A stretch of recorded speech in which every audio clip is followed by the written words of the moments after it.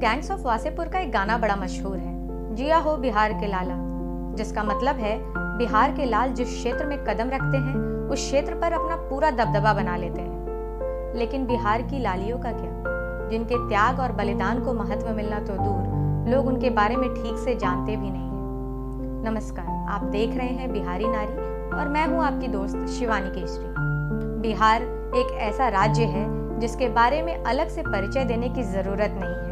कहा जाता है कि भारत की शुरुआत भी बिहार से ही हुई है, चाहे वह मगध का विशाल साम्राज्य हो या फिर नालंदा विश्वविद्यालय जैसे महान संस्थान, जिसने न सिर्फ भारत बल्कि विदेश के भी कई महान विद्वानों को शिक्षित किया है। हालांकि बिहार की वह महान पौराणिक छवि थोड़ी धुंधली पड़ गई। यदि देश के किसी अन्य राज्य में बिहारियों के बारे में पूछा जाए तो या तो लिट्टी चोखा या फिर उनके रहन सहन के तरीकों के बारे में ही बात की जाती है। हालांकि बिहारियों के सबसे अधिक आईएएस होने और मेहनती होने के किस्से भी काफी मशहूर हैं। हकीकत कितनी है ये तो आप भी जानते ही हैं। खैर, आज हम इन सारे उल जुलूल अफवाहों में नहीं उलझेंगे। आज हम बिहार की कुछ ऐसी महिला हस्तियों के बारे में जानेंगे जिन्होंने देश निर्माण से लेकर राज्य के उत्थान में अपनी जान और परिवार को भी दांव पर लगा दिया था।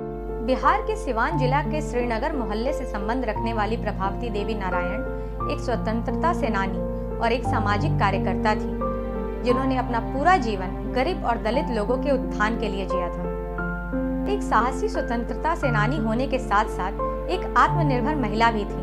प्रभावती देवी का जन्म साल 1906 में कांग्रेस के एक प्रसिद्ध नेता ब्रज किशोर प्रसाद के घर हुआ था। वह अपने 4 भाई बहनों में सबसे बड़ी थी। उनके पिता ने उस जमाने में भी उन्हें बेटी नहीं बल्कि अपने बेटे की तरह पाला था। प्रभावती ने अपनी प्राथमिक शिक्षा घर पर ही प्राप्त की, लेकिन उस शिक्षा प्राप्त करने के लिए वह साल 1922 में अमेरिका भी गई। वह अक्सर सार्वजनिक बैठकों में जाती थी और प्रमुख भारतीय नेताओं के भाषणों को सुनती थी। परिणाम स्वरूप उन्होंने अपनी प्राचीन विरासत के लिए बहुत सम्मान विकसित किया और साथ ही साथ आधुनिक विचारों को भी स्वीकार किया। आपको बता दें कि प्रभावती जब केवल 14 वर्ष की थी तब उनकी शादी देश के एक महान लोकप्रिय नेता जयप्रकाश नारायण से हो गई थी। भारत छोड़ो आंदोलन और जेपी आंदोलन के मुख्य कर्ता धर्ता बने जेपी उस वक्त महज 18 वर्ष के थे। दोनों के किशोरावस्था में होने के कारण प्रभावती के माता पिता ने तय किया कि उनके एक साथ रहने के लिए समय अभी परिपक्व नहीं है। इसलिए कुछ दिनों ससुराल में रहने के बाद प्रभावती अपने माता पिता के घर वापस चली गई।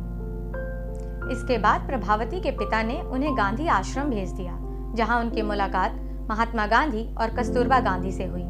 दोनों ने उन्हें अपनी बेटी की तरह माना। गांधी जी जल्द ही उनके पिता, शिक्षक और मार्गदर्शक बन गए। प्रभावती ने अपनी ओर से आश्रम के जीवन में गहरी रुचि ली। बापू ने उन्हें रोज पढ़ाया। उन्होंने रामायण और गीता का अध्ययन किया और साथ ही साथ अंग्रेजी का ज्ञान भी प्राप्त किया। गांधी के आश्रम में प्रभावती के ठहरने का एक मुख्य परिणाम ब्रह्मचर्य यानी सेलिब्रिटी के आदर्श में उनका रूपांतरण था और साथ ही साथ देश के स्वतंत्रता आंदोलन में भी उनकी रुचि का लौटे तो वह सीधे साबरमती के गांधी आश्रम गए। गांधी ने उनके साथ प्रभावती के व्रत के विषय पर चर्चा की।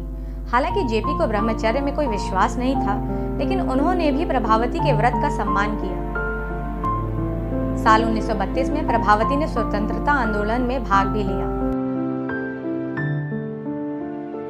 बिहार के रामगढ़ में कांग्रेस के वार्षिक अधिवेशन के समय प्रभावती को महिला स्वयं सेवकों का नेता बनाया गया था और उन्हें साल 1942 में निभाई गई भूमिका के लिए सराहा गया था। महिलाओं और बच्चों से संबंधित सामाजिक कार्यों में उन्होंने 2 संस्थानों, महिला चरखा समिति और कमला नेहरू शिशु विहार की स्थापना की। बच्चों और महिलाओं के कल्याण के लिए प्रभावती के कार्य को बिहार के इतिहास में विशेष रूप से उच्च स्थान दिया गया। जेपी के जेल से रिहा होने के बाद प्रभावती ने अपने पति की भी देखभाल की और अपने पत्नी होने का धर्म निभाया। वह जहां भी गए प्रभावती छाया की तरह उनके साथ रहे। जेपी भी उनसे बहुत ज्यादा जुड़े हुए थे। जेपी बताते हैं कि प्रभावती के रूप में उन्हें एक अच्छा रसोइया, एक नर्स, एक सचिव और वास्तव में एक सच्चा दोस्त मिला। देश की आजादी में इतनी अहम भूमिका निभाने के बाद भी आज प्रभावती देवी जैसी स्वतंत्रता सेनानी के बारे में ना तो कोई बात करता है और ना ही कोई जानने की कोशिश करता है। जिला में क्या, उनकी जन्मभूमि तक में ऐसा कुछ नहीं है जिससे कि हमारी आने वाली पीढ़ी यह जान सके कि इस महान महिला का संबंध बिहार के सिवान के श्रीनगर से रहा है। जनप्रतिनिधियों से लेकर जिला प्रशासन की ओर से लगातार इस दिशा में अनदेखी और उदासीनता ही बरती गई है। यह कितनी बड़ी विडंबना है ना कि जिस शहर और जिस जिले से प्रमुख स्वतंत्रता सेनानियों का संबंध रहा हो, वहां उनकी मौजूदगी का एहसास कराने के लिए ऐसा कुछ नहीं है जिससे उनके बारे में कुछ जानने या समझने का अवसर मिले। बिहारी नारी के अगले एपिसोड में मैं एक और महान महिला की सच्ची कहानी से आपको रूबरू कराऊंगी। मिलते हैं बहुत जल्द। धन्यवाद।